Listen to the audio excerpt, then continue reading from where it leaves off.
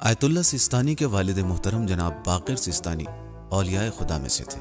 وہ بیان کرتے ہیں کہ میں مشہد میں تھا۔ میں نے 40 دن تک زیارت عاشورہ پڑھنے کا ارادہ کیا۔ میری تمنا یہ تھی کہ میں امام زمانہ عجل اللہ تعالیٰ فرجہ الشریف کی زیارت کر سکوں، آپ سے ملاقات کر سکوں۔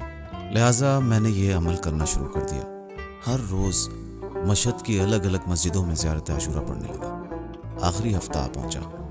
میں یہ امید لگائے بیٹھا تھا کہ امام سے ملاقات کی کوئی صورت ضرور نکل آئے گی۔ 40واں ہفتہ تھا، زیارت عاشورہ کا آخری حصہ پڑھ رہا تھا کہ میں نے اچانک ایک گھر سے نور نکلتے ہوئے دیکھا۔ یہ روشنی عام روشنی سے الگ تھی۔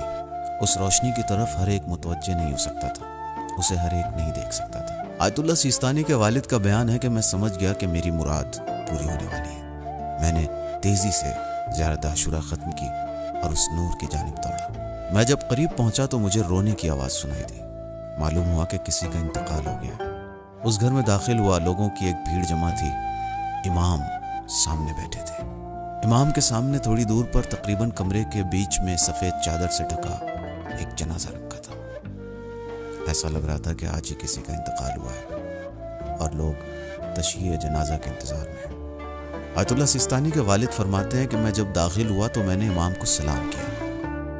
امام علیہ السلام نے بہترین انداز میں میرا جواب دیا اور آہستہ سے مجھ سے کہا، یوں پریشان ہونے کی ضرورت نہیں ہے، اس خاتون کی طرح بنو، میں خود تم سے ملنے آؤں گا۔ پھر امام نے فرمایا، اس خاتون کی جوانی کے دنوں میں جب شاہ ایران رضا خان زبردستی سب کی چادریں اتروا رہا تھا اور انہیں بے پردہ ہونے پر مجبور کر رہا تھا، تب یہ معظمہ، یہ خاتون 7 سال تک گھر سے باہر نہیں نکلی تاکہ جناب زہرا سلام اللہ علیہا کی یادگار یعنی اس پردے کی حفاظت کر سکے۔